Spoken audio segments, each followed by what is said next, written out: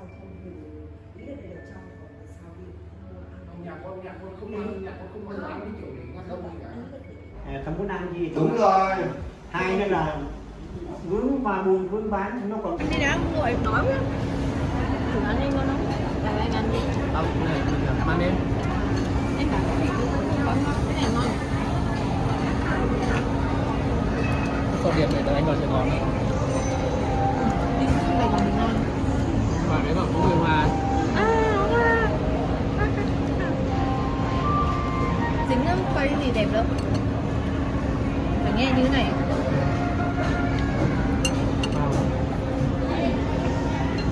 Cái kiểu gì nhỉ? Cái kiểu như này không được người ta gắn nước của đâu. Người ta được kiểu long bao á. Đúng không? Ở đây hình như không có kiểu long bao. Ôi chụp xấu. Không, anh quay bình thường mà. Ăn đi.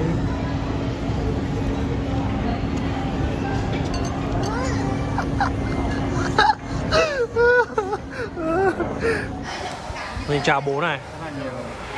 Hơn chứ. Xuống đây. Đúng rồi, đấy là lần thứ hai, còn cái lần đầu tiên nó về lần đầu tiên nó định. Con gái đại gia toàn học những cái trường 1 tỷ một năm, về sau cháu mới biết nhưng mà nó Các cô xinh thế này mà bảo xấu. Chào em.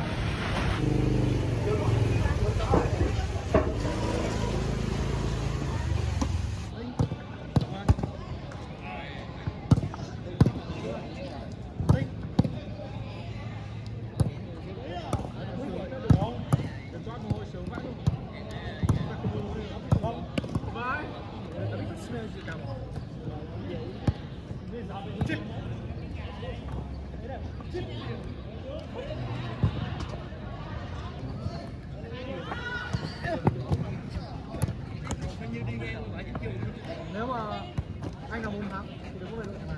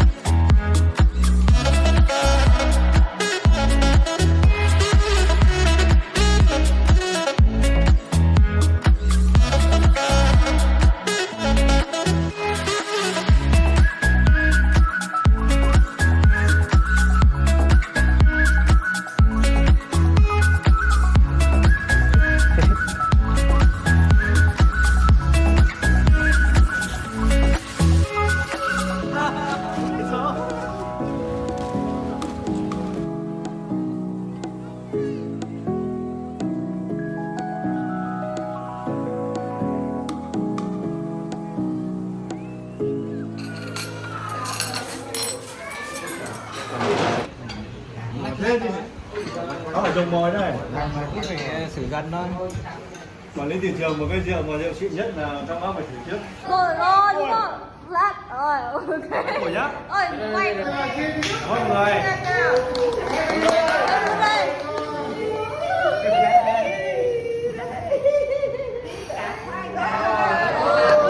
Này cho cái mặt mẹ ra được không? Mẹ cho.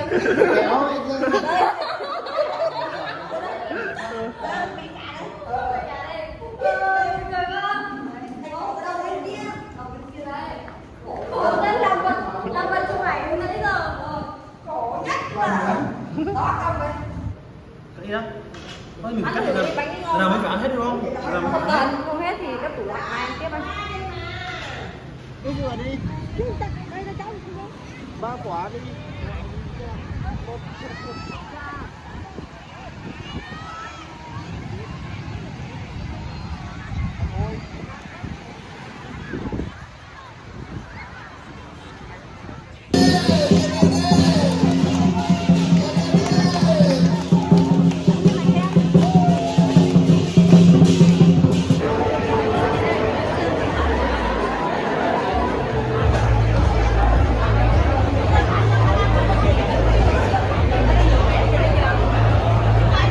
Mọi địa điểm nó đều có một câu chuyện khác nhau, nó đều có những lịch sử hình thành và cái nền văn hóa tại sao nó là như vậy. Mà trước khi tham gia Việt Nam quen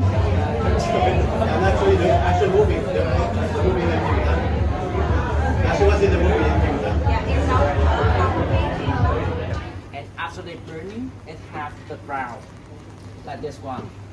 This is the brown after they burning. Yeah. Because for them, if they sleep on the ground, a lot of insects, you know, or creatures on the ground can bite or sting them, so not comfortable and not healthy. That's why they have to sleep. See easier, get imagine easier. What it does. So this one is the well organized, the ways for escape in the conflict.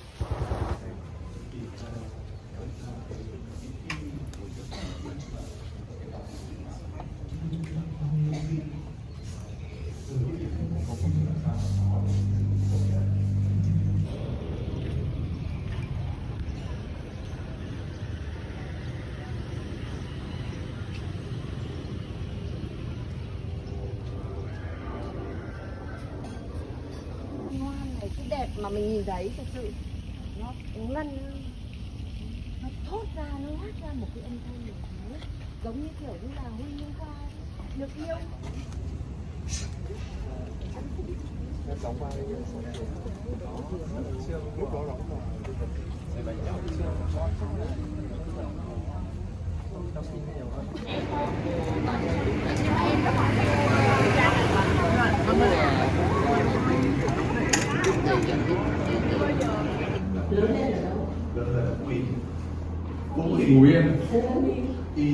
Phú Yên. It's currently 4 a.m. or 5 a.m. in the morning, and we are getting ready to shoot here at Altar Meeting. Exciting times. Exciting. Haha. Mình chuẩn bị. Trái qua kìa. Đây cái bản phim đang làm. Mà mấy cái bản phim em nhận nó toàn những Món ăn ngon.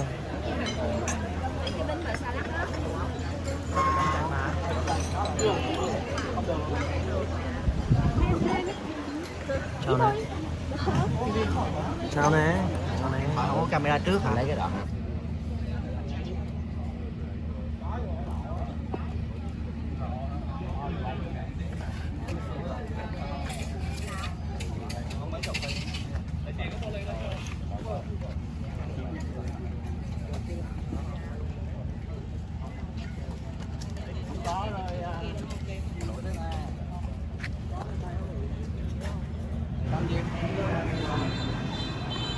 Show you a short clips of 3 minutes, a basic idea of what the character might look like, what they sound like, and what the just a daily of their life. Bài và cái tay thì lúc đấy em phải rất là nhẹ là điều chỉnh cái tay nó không xấu.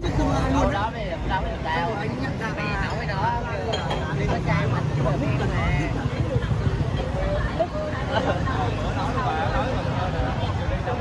Xong rồi nhá, chưa hết rồi. Các bạn có tốt không? Nếu Tự thi mà. Ôi sao mày lại quay cho tao? Đúng rồi, lần lượt. À, rồi. Ok. Cho ai cũng được hỏi. Nếu không thì tại sao? nếu không thì tại sao? Đôi lúc em có như vậy thì Nói thấy không ra đâu, Trâm vẫn không hiểu rằng là bắt nó không. Sao còn nóng quá?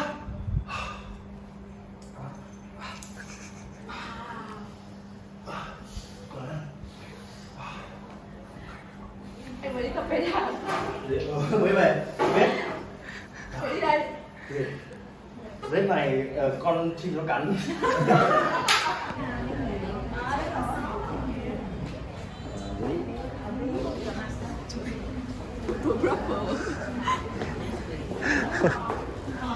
Bất đắc dĩ quá. Sao ai cũng đẹp. Cái nắp nó tím tím thôi nè.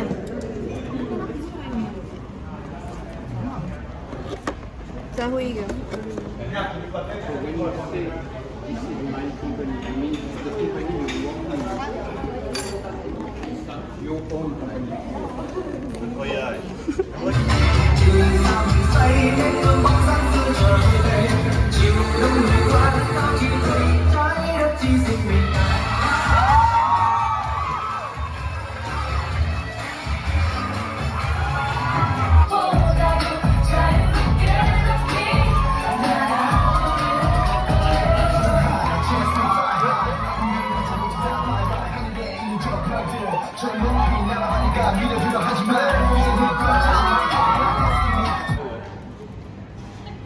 Lấy xong ngồi xuống không?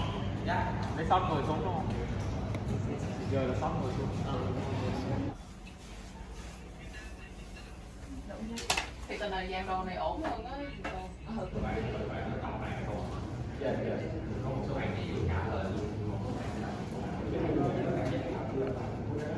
Yeah, please.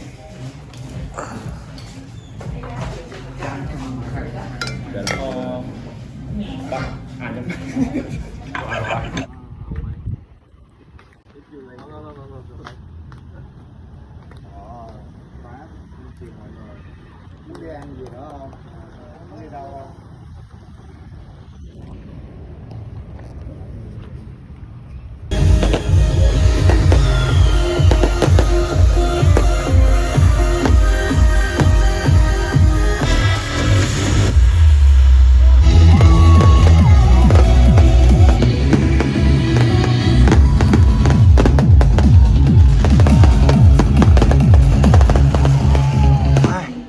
Nhìn này.